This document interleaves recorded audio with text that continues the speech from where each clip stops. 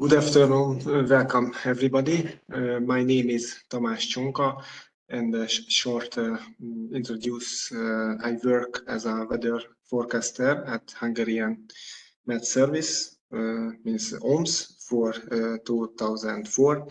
My special area is civil weather forecasting, and I am the head this unit for 2019. So let's start.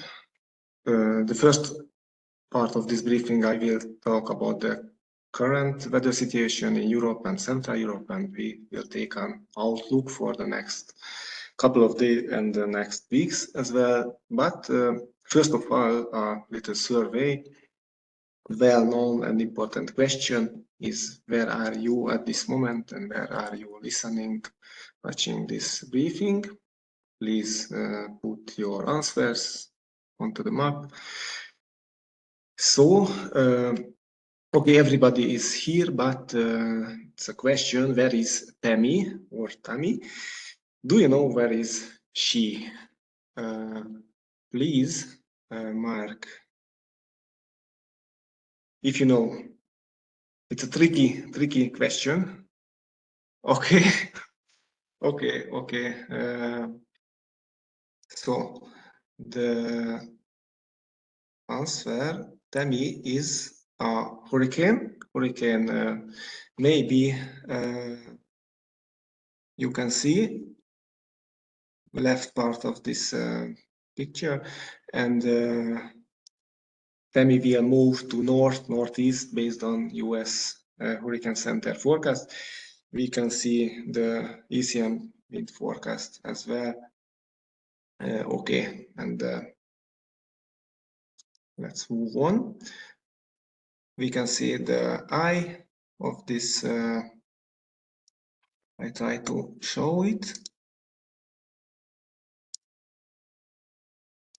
So this is the hurricane. Okay, and the other one, we can see two cloud structure over Atlantic Ocean, one here, and the other one is over Europe, and some cumulonimbus are present in this region over the Atlantic Ocean and over Africa. Okay, it's one. So it's a quick and easy task. Let's jump into the middle front drawing. A really tiny help for this is a infrared image and sea level pressure from ECMWF model. So please mark maximum 2 fronts, and it may be warm front and then the cold front as well. Okay, you can use the annotation tool.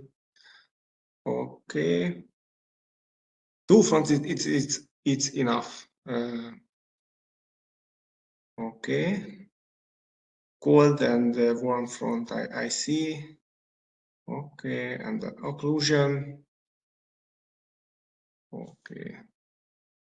Okay, many fronts. Check, we can see many fronts. First, let's see the UK Met Office. Okay, we are a lot of fronts in this map, and it's quite simple situation, isn't it? DVD is the next one. Here can be seen fronts and low pressures over Central Europe, and but not least, last but not least, our service. To be honest, I have to admit something. We had a heavy discussion or debate about it, and we made 2 versions. So look at the first. This is the first.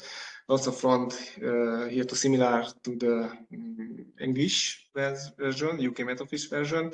And finally, we made some modification, and this is the last official version. It's a difference, two versions. It's a quite complex situation. Low pressure over Central Europe occlusion and cold and warm front with a warm front. So take a look the next slide.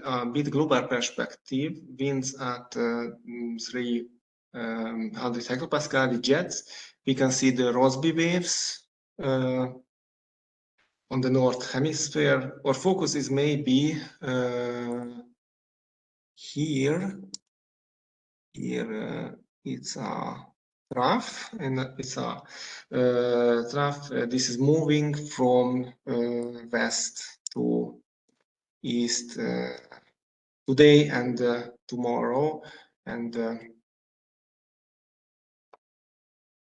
okay,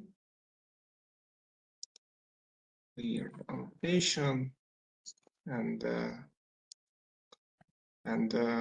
this trough is moving very quickly from west to east. It's a animation. It's a composite satellite images and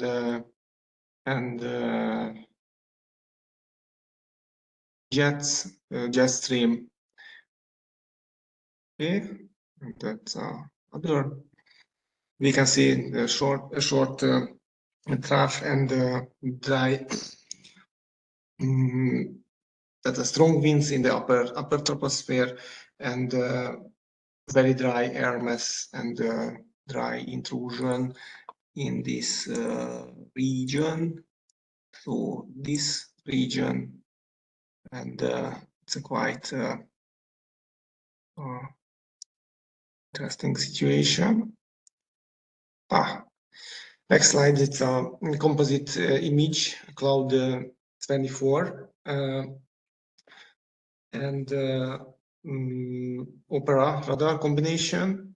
We can observe precipitation many places, and rain and showers are present as well across the continent, connected to the frontal zones and the low pressure system. The next is a chart, at zero UTC chart. We can observe low pressures over British skies and Central Europe, and high pressure system stretching over north and northeast Europe. That region, snow or snow showers are present as well. The really cold air is present in this region. Okay, so okay, this composite image, Cloud 24 image, and the minimum temperature at last night. The most part of the continent, really mild air dominates, and Arctic cold air can be seen northeast part, north and northeast parts. Okay, let's move on. It's quite interesting. Okay. So we can see geopotential and the temperature at 500 hectopascal. So I try to mark. We can see a trough over western part of Europe, and this trough moving today and tomorrow to the east. And okay, I try to move. Okay, you can see the jet stream at this level, and the other picture is a 850 hectopascal temperature and the geopotential field. You can see warm air advecting from southwest to the northeast ahead of waving frontal zone, and we can also see the cold Arctic air mass over Scandinavia and parts of the northeastern parts of the continent, and this situation remains the next 24 hours. And the next images are specific humidity fields at 700 hectopascal. A warm and quite moist flow can be seen. I try to create this. So this is the warm and quite moist airflow, where conveyor belt can be seen in this region, the central Mediterranean region, and it caused lots of precipitation in this region. Okay, so you can see a precipitation amounts last 24 hours. Most precipitation can be seen northern Italy and northern part of Dinaric Alps, and over the northern parts less precipitation. Here dominates anticyclone. Okay, and the next. So there is a really quick question: where are the thunderstorms? You will see HRV image. Okay.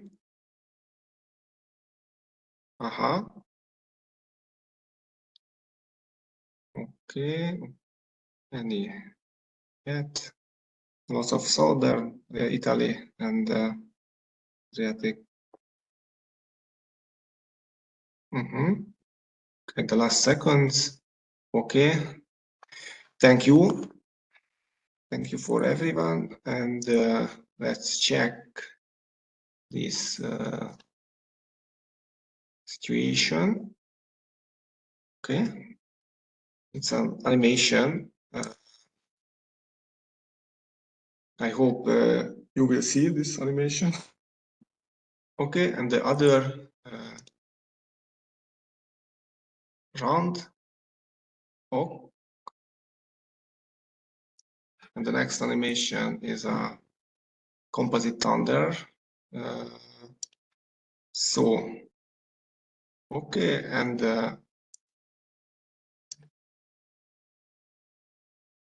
it was correct 2 dots. So I try to go near Sicily, and it was 2 CBs. Okay, thanks. So in this time of the year, the Mediterranean region switch on the so-called convective mode. The sea surface temperature is above the normal, and it's favorable developing thunderstorm or mesoscale convective system as well. This Cape convective available potential energy and shear environment is pretty well for long-lived supercell or MCS as well. Okay. So finally, take a look the next days and the next week by the ECMWF charts. This is the first day, today late evening, and next couple of days this remains the westerly and southwesterly flow, the most part of the continent, and several low pressure systems and fronts we'll see the next couple of days.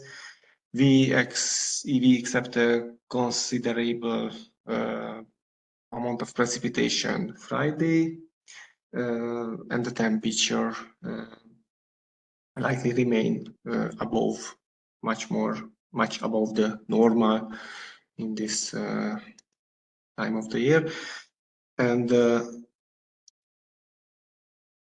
next weeks, based on weekly anomaly maps from the ECMWF, this is you can see this is this week, and the other week slightly milder and temperature above the normal as well to the mid of November. Okay, if I am not wrong, it was the last slide. Thank you, and I pass the ball to Zsófia.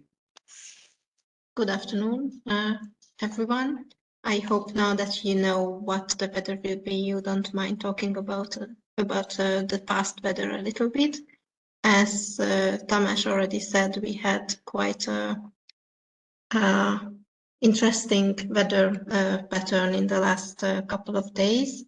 I think most of you have heard about Storm Bernard causing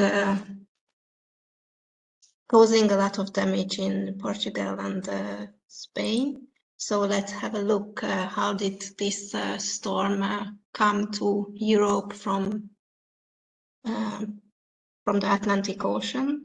So you can see the storm intensifying over the ocean part after leaving the Azores Islands, and I think it's quite spectacularly looking storm with all the